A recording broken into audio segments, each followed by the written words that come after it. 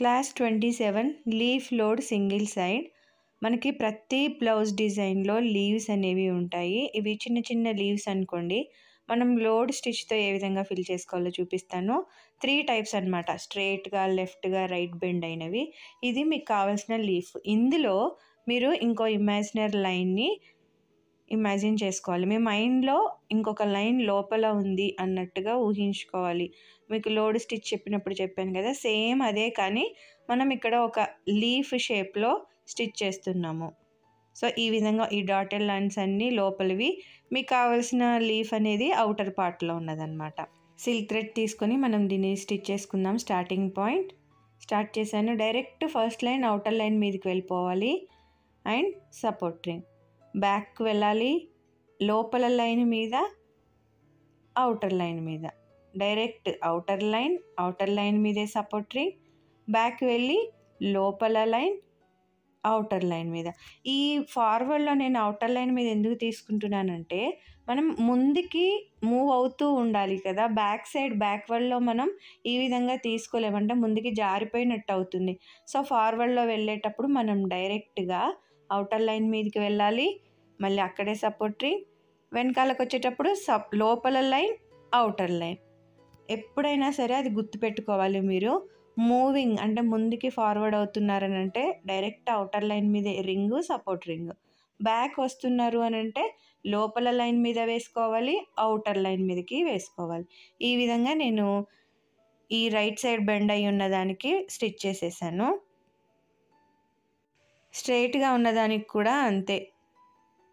Direct outer line మీదకి support ring, మళ్ళీ లోపల లైన్, బ్యాక్ వెళ్ళేటప్పుడు outer line, direct outer line, support ring, లోపల లైన్, అవుటర్ లైన్, మళ్ళీ డైరెక్ట్ అవుటర్ లైన్ మీదే సపోర్ట్ రింగ్, వెనకాలకు వెళ్ళేటప్పుడు లోపల లైన్, అవుటర్ లైన్. సో మనం ఇది డిఫరెంట్గా అంటే ఒక షేప్లో స్టిచ్ చేస్తున్నాం కాబట్టి, ఫార్వర్డ్లో మూవ్ అవుతున్నాం, మూవింగ్ అనేది ఉండాలి కాబట్టి అవుటర్ లైన్ మీద తీసుకుంటాము. బ్యాక్వర్డ్ అనేది మాత్రం లోపల లైన్, బయట లైన్ మీద తీసుకుంటూ వస్తాము. సో ఈ విధంగా స్ట్రైట్గా ఉన్నా కూడా ఈ విధంగా స్టిచ్ చేసుకోవాలి, రైట్కి బెండ్ అయినట్టు. ఇక్కడ లెఫ్ట్ సైడ్ బెండ్ అయి ఉన్నదాన్ని లెఫ్ట్ సైడ్కి తీసుకోవాలి రింగ్ అనేది. నేను దీనికి సిల్క్ థ్రెడ్తో చైన్ స్టిచ్ అనేది వేస్తున్నాను. సెల్ఫ్ కలరే వేస్తున్నాను.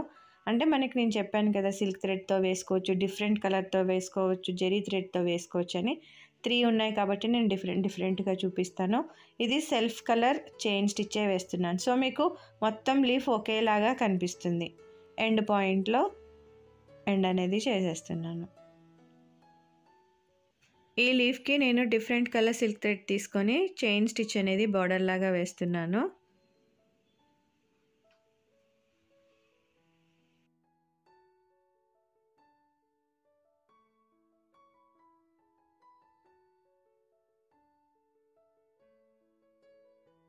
ఈ విధంగా డిఫరెంట్ కలర్ అయినా వేసుకోవచ్చు, లేదు సెల్ఫ్ కలర్ సిల్క్ థ్రెడ్ తీసుకొని అయినా మనం చైన్ స్టిచ్ని బార్డర్ లాగా వేసుకోవాలి.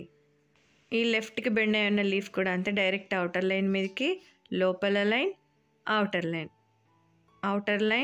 లైన్ మీదే సపోర్ట్ రింగ్, లోపల line, outer line, direct outer line, support ring, లోపల లైన్, అవుటర్ లైన్. ఎప్పుడైనా అంతే, మనం మూమెంట్ అవుతున్నాము, మూవింగ్ ఉంది అని అంటే ఫార్వర్డ్లో direct outer line to outer లైనే తీసుకోవాలి. బ్యాక్ సైడ్ వచ్చేది మాత్రం లోపల లైన్ మీద, దాని మీద నుంచి అవుటర్ లైన్ మీదకి సపోర్ట్ రింగ్ అనేది తీసుకుంటూ స్టిచ్ చేసుకోవాలి. ఫైనల్గా ఈ లీఫ్కేమో నేను జరీ థ్రెడ్ యూస్ చేసి చైన్ స్టిచ్ని బార్డర్ లాగా వేస్తున్నాను. ఆ బార్డర్ అనేది ఇంకా మన చాయిస్ అనమాట, ఏం యూస్ చేస్తాం. లేదు బీడ్స్ అయినా యూస్ చేసుకోవచ్చు, జర్దోజీ రింగ్ అయినా యూస్ చేసుకోవచ్చు, ఏదైనా మనం చేసుకోవచ్చు.